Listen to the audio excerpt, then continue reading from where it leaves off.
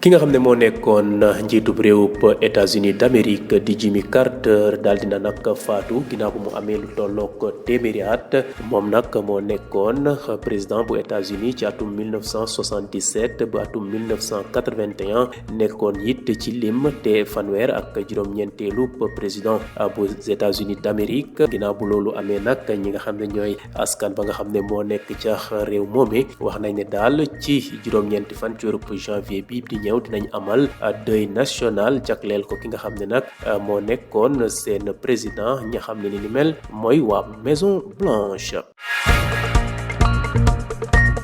jóge fi nga xam ne moom mooy États-Unis d'Amérique dem ci Afrique australe wala Afrique de l'Est ki nga xam ne nag mooy premier ministre bu réewum France di François Bayrou daal dina excité ji ci bésub altine gi yemoo nag fanweeri fan ci weeru décembre ca fa nga xam ne mooy Mayotte ngir amal daal ab visite ci bés bi ñaari semaine ginnaaw bu cyclone wala ngelaw bu métti bu ñuy wax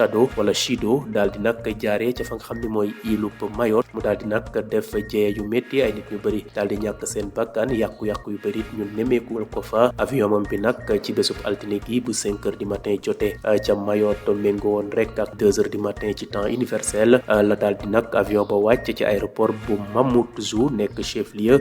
département bu Mayotte di bokk ci réewum France nekk ci océan Indien François Bayrou moomu nag mu ngi àndoon ak ay ministre am ki ci mel ni Elisabeth Borne mi nga xam ne moo yore wàllub njàng mi ak Manuel Valls mi nga xam ne moo yore wàllub outre-mer dina naal di gise nag ak kilifa yi nga xam ne ñoo nekk ca Mayotte te ñu fal leen su ca jógee nag avion ba dina naaw daal di dem ca Réunion foofu nag lay eggale li nga xam ne mooy visitam ëllëg ci bésub talaata gi.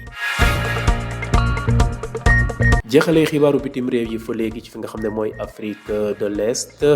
alarba bii di ñëw dinañu nag daal di amal ab force boo xam ne daal dinañ leen yóbbu ca fa nga xam ne moom mooy Somalie ngir daal ñu mën a jàmmarloo wala gën a jàmmarloo ak Chebab ya nga xam ne ay insurgés islamistes la ñu daal ñu daal di nag fippu bugg a jël li nga xam ne mooy nguur ga démb nag la organisation des Nations Unies daal di voté li nga xam ne moo jëm ci prolongement force des Nations Unies yooyee ginnaaw nag seen mandat bi nga xam ne mooy mandat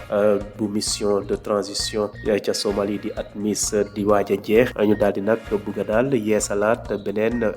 ay soldats yoo xam ne ñoom ñooy delluwaat ca réewum Somalie ngir jàmmarloo ak defkatub ñaawteef yooyee ñu gis ne nag ci weerub avril ci atum 2022 la troupe yooyu nag demoon waaye léegi nag jot nañu daal di leen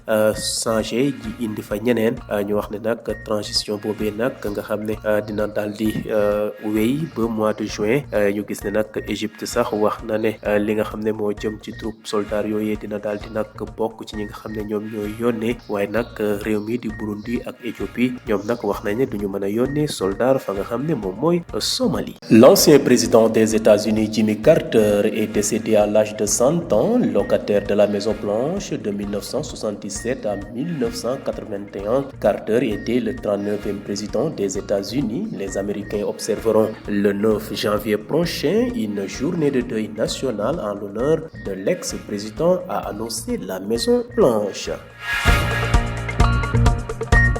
Quittons les États-Unis d'Afrique pour l'Afrique de l'Est. Le Premier ministre François Bayrou est arrivé aujourd'hui lundi 30 décembre à Mayotte pour une visite d'une journée, 2 semaines après le passage du cyclone Chido qui a dévasté l'île. Son avion s'est posé lundi à 5 heures du matin, 40 minutes locales et 2 heures 40 GMT à l'aéroport de Mamoudzou, chef-lieu de cet archipel français situé dans l'océan Indien. François Bayrou est accompagné de ses ministres d'État Elisabeth Borne de l'Éducation et Manuel Valls des Outre-mer. Il passera la journée à Mayotte avant de s'envoler pour la Réunion où il achèvera sa visite demain mardi. Bouclons rapide survol de l'actualité internationale toujours en Afrique de l'Est. Dès mercredi prochain, une nouvelle force de l'Union africaine sera déployée en Somalie pour lutter contre les Chebab, des insurgés islamistes radicaux. L'Organisation des Nations Unies a voté hier en faveur d'un prolongement de la présence des forces dans le pays alors que le mandat de la dernière mission africaine de transition en Somalie, l'ATMIS, touche à sa fin. Déployée depuis avril 2022, les troupes troupes vont donc être renouvelées, une transition qui devrait s'achever en juin prochain si l'Égypte a d'ores et déjà annoncé qu'elle participerait à cette nouvelle force. Le Burundi et l'Éthiopie n'en feront pas partie.